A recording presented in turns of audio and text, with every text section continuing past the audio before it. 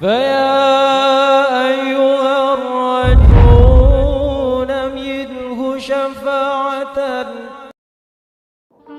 Jadi kalau kira-kira kita membayangkan Tuhan seperti apa, maka tidak seperti itu. Fallahu laisa kadzalik. Allah tidak seperti itu. Waktu sangat terbatas, saudara. Tidak mungkin saya menjelaskan 20 sifat itu sampai selesai. Tapi paling tidak hafalkan dululah. Hafalkan dulu. Dan sifat wajib itu berapa? Saya sudah sebutkan. Sifat jaiz itu apa? Yang jaiz bagi Allah. Kalau tadi ada yang wajib, ada yang mustahil, ada yang tengah-tengah. Bisa terjadi, bisa tidak terjadi. Apa itu? Itu harus dipahami. Termasuk juga ketika kita mengucapkan kalimat Muhammadur Rasulullah, itu harus membayangkan Rasulullah itu siapa. Rasulullah mempunyai sifat wajib, siddiq, jujur, tabligh, menyampaikan. Siddiq, tabligh, amanah, menyampaikan tabligh, menyampaikan amanah, terpercaya, fatonah, cerdas, dan seterusnya. Yang mustahil 4, yang jaiz 1. Itu paling tidak awal dulu, hafalin dulu.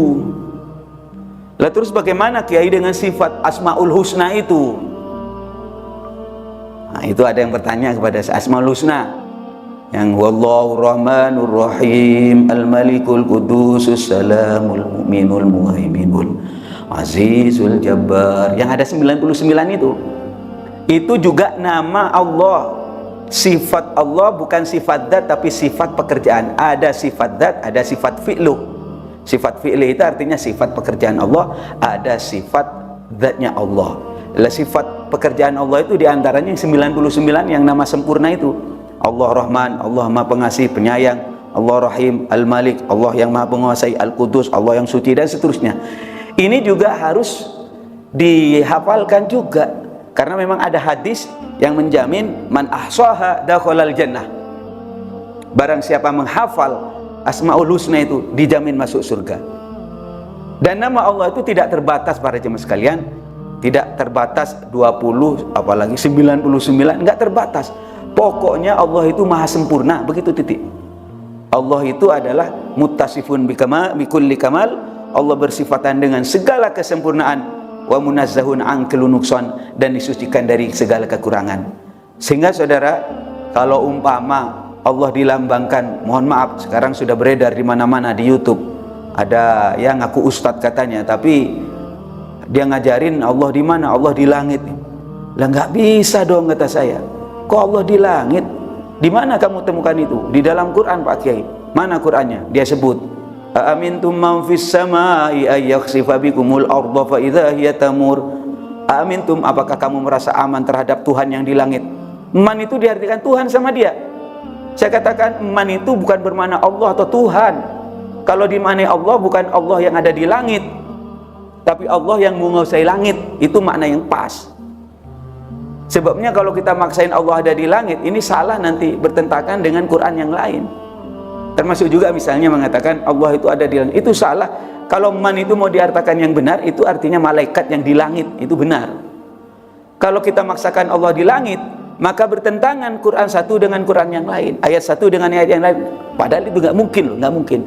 Quran itu sinkron antara ayat satu dengan ayat yang lain, antara surat satu dengan surat yang lain. Bahkan Al-Quran itu sinkron dengan hadis, bahkan Quran itu sinkron dengan ayat atau fenomena alam. Maka dalam Al-Quran itu ditantang begini, afala yatadabbaruna al-Quran walau kana min indi ghairillahi lawajadu fihi ikhtilafan katsira. Afala yatadabbaruna al-Quran, apakah engkau tidak berpikir tentang Al-Quran? Bagaimana Quran? Coba pikir Quran itu sinkron antara satu ayat dengan surat yang lain. Kok andaikan bukan dari Allah, walau kana min indi ghairillah lawajadu fihi ikhtilafan katsira, maka Quran itu akan ditemukan di dalamnya ikhtilaf, kontradiksi, satu dengan yang lain tidak sama. Makanya saudara-saudara sekalian, perhatikan tuh di dalam Quran. Nabi Musa pernah bertemu dengan Allah, katanya di Gunung Tursina. Loh, gimana dong? Katanya tadi di langit. Ini kok di Gunung Tursina? Ada keterangan juga wa huwa fil ufuqil a'la. Allah itu di dalam ufuk yang paling tinggi. Lah di mana dong? Kalau kita mengatakan langit, tentu ada ukurannya. Langit ke berapa? Berapa juta kilo dari tempat? Mesti ada ukurannya. Lah ini saudara-saudara sekalian harus didudukkan. Makanya biar aman, kita pelajari ilmu tauhid, yang sudah diajarkan oleh ulama-ulama kita di Indonesia khususnya, insya Allah aman. Karena mayoritas umat Islam itu dijamin oleh Allah tidak akan jatuh ke dalam kesesatan. Makanya Rasulullah mengingatkan nanti di akhir zaman banyak terjadi ajaran-ajaran, maka Rasulullah mengingatkan fa'alaikum bisawadil azam, ikut kepada mayoritas umat Islam. Mayoritas umat Islam, insya Allah selamat. Ada lagi yang mengatakan, lah kalau Allah di langit gimana dong? Ya iya betul itu. Sebabnya langit kan baru, artinya baru, pernah tidak ada. Sedangkan Allah itu dikatakan tadi qidam baqa wal awal wal akhir. Allah itu pertama, tidak ada apapun, sudah ada Allah. Kalau kita ngotot Allah ada di langit, sebelum ada langit Allah itu ngontrak di mana gitu. Pertanyaan ini seakan-akan bercanda, tetapi serius Pak.